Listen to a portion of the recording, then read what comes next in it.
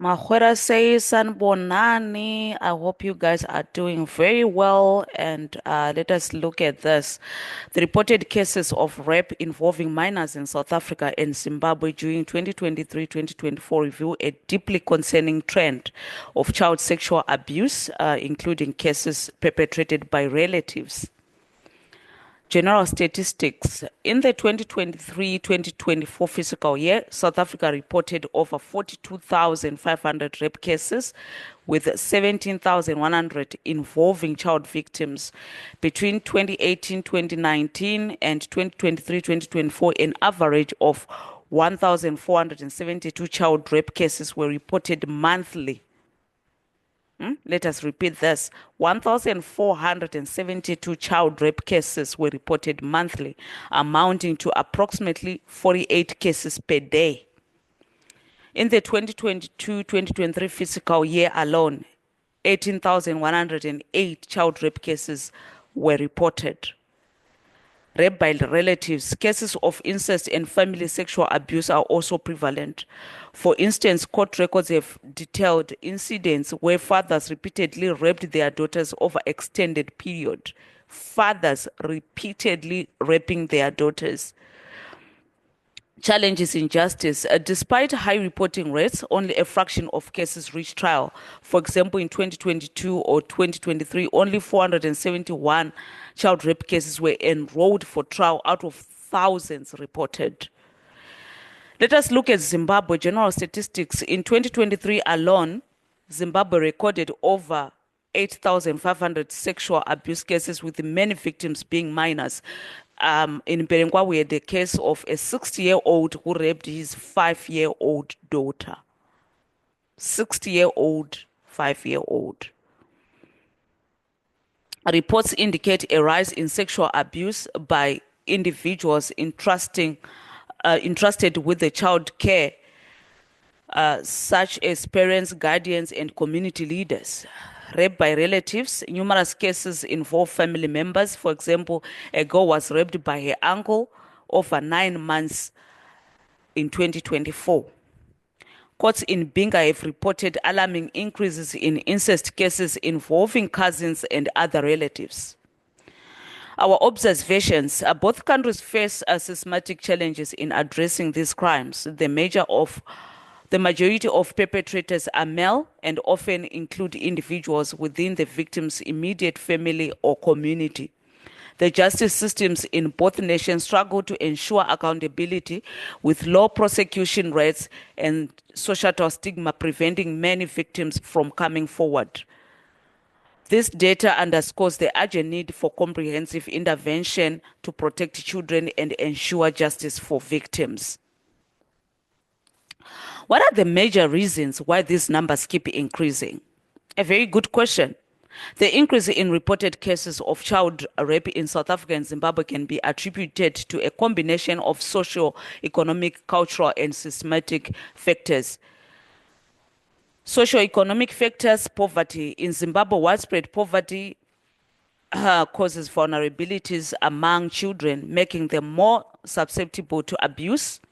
Economic hardships leads to adverse living conditions, child labor, and migration, which increase the risk of child sexual abuse. Unemployment and economic instability. High unemployment rates in both countries result in increased stress within families, often leading to domestic violence and neglect. This environment can create opportunities for abuse, particularly when caregivers are overwhelmed by financial pressures. Cultural norms and beliefs. Myths surrounding sexual abuse. In South Africa, the belief that having sex with a virgin can cure HIV or AIDS perpetuates child sexual abuse. This harmful myth drives some perpetrators to target young girls, further increasing their incidence of rape. This is quite true and quite sad that there is a whole grown-up human being who think like that. Most of these rape cases is because of that. Even people living with albinism get raped all the time by HIV positive people because they want to cleanse themselves. You can actually hear grown-ups talking about it, like, yeah, they say if you sleep with a virgin, you cleanse yourself or all the bad luck. Who think like that? This is something that we really need to look into. When you have got somebody, a relative, a neighbor who just makes such statements, please make sure that you report them to the police, because you have no idea how many people they have raped or they are going to rape. So we need to take these things serious and to protect our daughters. Whether it's the father, the uncle, cousin, neighbor, don't trust anybody with your daughter these days. You really need to think hard before you leave your child with someone. This is how bad it is. And some of these cases, most of them, nobody gets arrested. Some families protect these perpetrators. So these numbers are going to grow. It doesn't matter where we are now, but it's because of our way of thinking. We normalized violence. Cultural attributes that tolerate or normalize violence against women and children contribute to a lack of accountability for abusers. And in both countries, societal norms may prioritize parental rights over child welfare, allowing abuse to go unchecked. So these cases are so much and it's so painful. It's so painful. We've got an ineffective justice system as well. So there is a high significance gap between reported cases of child rape and successful persecutions. For instance, in South Africa, while thousands of cases are reported annually, only a small fractions lead to trials or convictions. This systematic failure discourages victims from coming forward and it emboldens perpetrators. This is so true because the justice system is flawed. Some people will just choose not to say anything. And we always ask questions like, what was she wearing? Or it's because of these single mothers. So what about the fathers who are raping their own daughters? It has nothing to do with being a single mother and the unavailability of the father of the kid. This thing of protection of women and children or men coming as a protector is now being questioned. And we are all hiding behind feminism. It is becoming our protector now, because where are the men when this is happening? Where are the good men? That's the right question. Where are the good men who say, I will never do this? Where are you when things like this are happening? You know, back in the day, growing up in the village, we would go to swim naked, would walk around naked without any fear and any thoughts. Adults used to look after kids, man. The community used to raise the kid. But now where we at? Which community? Which community when uncles can just look at a 5-year-old and have some feelings? And these people live among us. And it's not like there are strangers who are coming in our communities. This is us against us, guys. This is us against us. Let us have these conversations. Let us push for effective justice systems. Let us push for that. We also look at early relationships and child marriages. In Zimbabwe, early dating and child marriages expose young girls to risk of sexual exploitation.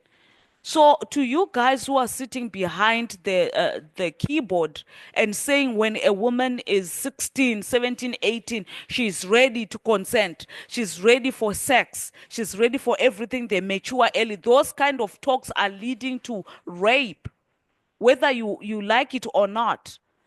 These things are leading to rape. Every day women are getting raped because somebody believes that this girl, she's 16, she's ready. Okay? And the issue of consent. When a girl says no, we believe that, oh, she needs you to try harder. A no is a no. So some people end up getting raped because a dude in his mind think that you need to try harder and women like it that way. Oh, they like it when you say no and you keep on, she say no and you keep on trying, keep on pushing. She likes that. That's what women want. No, that's not what women want. A no is a no. A no is a no. Understand what consent is. Many girls are made off before the legal age of 18, limiting their rights and increasing their vulnerability to abuse. School environments, schools can be unsafe spaces for children. We all know that now. Reports indicate that incidents of abuse frequently occur on the way to school or within school premises, highlighting the need for better protective measures in educational settings. The persistent rise in child rape cases in South Africa and Zimbabwe reflects a complex interplay of socio-economic challenges, cultural beliefs, ineffective legal frameworks, and systematic failures in protecting vulnerable populations. Addressing these issues require comprehensive strategies that involve community engagement, legal reform, improved resources for child protection services, and public education campaigns to change harmful cultural norms. To those who don't know this, some of you already know. Run an organization, the She Did Foundation. We focus on the boy child, young man, and youth in Africa. We are in Southern Africa. We are in consultative status with the UN, and we also address this kind of issues. We also lobby for reforms where the legal systems is concerned. Please join us. Let us come together and let us work together to eradicate this scourge. Let us protect our women. Let us protect our children. And these rape cases don't only involve girls, boys as well. Recently, we had a case in Berengwa where 35 boys were sodomized by the deputy headmaster at Masase High School. And it's just sad and evil.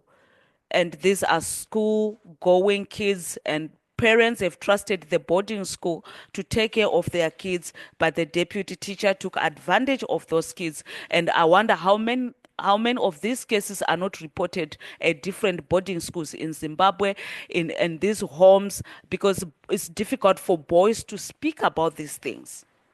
It's difficult for boys to talk about it. So let us come together. Let us work together. I invite you to reach out. Let us fight and make sure that our communities, our homes, our schools, our public areas are safe for children. Both boys and girls are safe for women. Thank you.